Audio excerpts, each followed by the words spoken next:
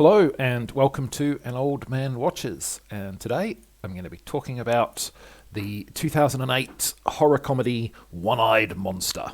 And in this film, we meet the cast and crew of an upcoming pornographic movie, and they arrive at a remote camp area to film their latest release, so to speak. As they settle in and have conversations that are pretty much all about setting up future plot points, they begin to hear radio reports of a strange light in the sky, which is going to become a much more immediate plot point than the other ones. Because when a short time later they begin shooting their first scene, their male lead actor, who is played by actual porn star Ron Jeremy, needs to take a break. He has to step outside to relieve himself. While he's doing so, he is struck by the aforementioned strange light. And at first, he appears none the worse for the experience. But when they all return to filming, Ron becomes unexpectedly rough with his co-star and then collapses and dies. The really freaky thing, though, is that his legendarily large genitalia has disappeared. Yep, perhaps inspired by the early 90s novelty hit song Detachable Penis, this is a movie in which the alien monster is a disembodied male organ.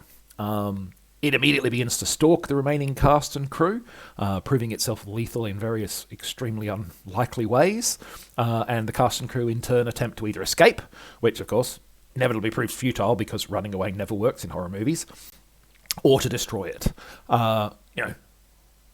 Which, given the nature of the beast, is going to involve some rather unorthodox techniques. So will anyone survive the deadly invader from outer space? Well, you're going to have to watch the movie to find out. And of course, the real question, at least for the purposes of this video, is should you watch it?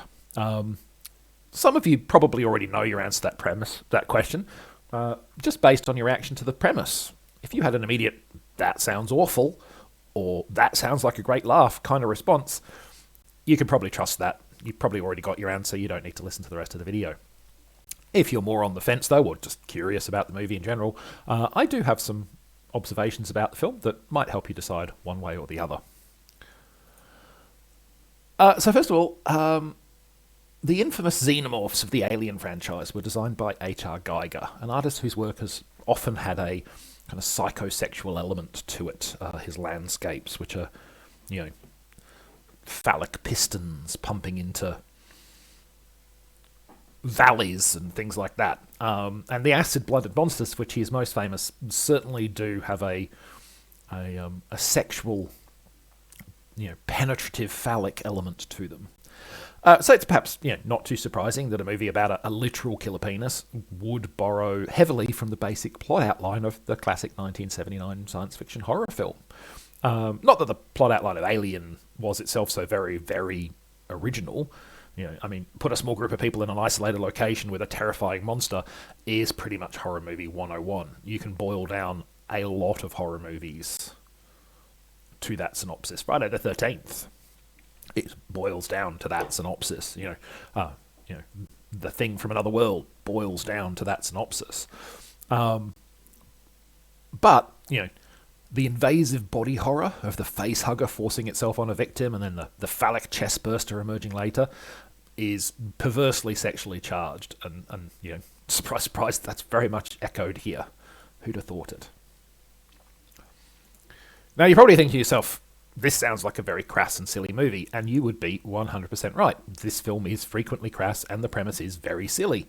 But it's also a movie that's surprisingly good fun, and a big part of that, I think, is that the script feels cheerfully stupid about its sexually motivated monster. It avoids getting too skeevy, despite its killer penis concept. The alien monster might be a literal sexual predator, but that element of it is not depicted as funny or played for laughs. This is still a horror comedy, and there are laughs to be had, but they generally come from the human's increasingly wild efforts to defeat it. So I think it gets the humour right, and it manages to feel, despite being a horror movie, not as awful, and certainly not as sexually skeevy as it could have done, which is, a smart play. It would have been an awful movie if they'd gone in that direction. And then despite its gonzo premise and its willingness to lean heavily into the silliness of it all, the film delivers a coherently told story that makes sense within the absurd scenario that it presents. So other than asking you to accept the basic starting point of an alien possessing a porn star's dangly bits and turning them into a lethal threat, the film then meets you halfway and doesn't ask you to turn your brains off completely. And part of the film's coherence is due to the fact that the cast is a cut above the average for low-budget horror.